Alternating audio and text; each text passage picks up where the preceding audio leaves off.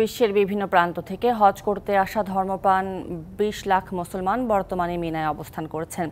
আগামীকাল ফজরের নামাজ শেষে তারা আরাফাতের ময়দানের উদ্দেশ্যে রওনা দেবেন।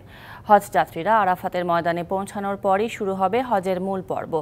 লাব্বাইক আল্লাহুম্মা লাব্বাইক ধ্বনিতে মুখরিত হবে ঐতিহাসিক এই ময়দান।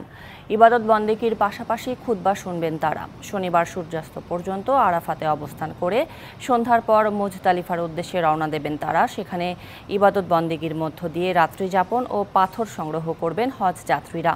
পরদিন 10ই জিলহজ ফজরের নামাজ আদায় করে মুজদালিফা থেকে আবারও মিনায় ফিরে আসবেন। এবার সৌদি সরকারের রাজকীয় অতিথি হিসেবে 11টি দেশের সরকার ও রাষ্ট্রপ্রধান হজ পালন করছেন।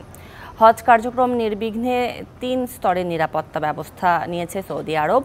এদিকে বার্ধক্যসহ বিভিন্ন কারণে এ পর্যন্ত বাংলাদেশের 19 জন হজ যাত্রী মারা গেছেন।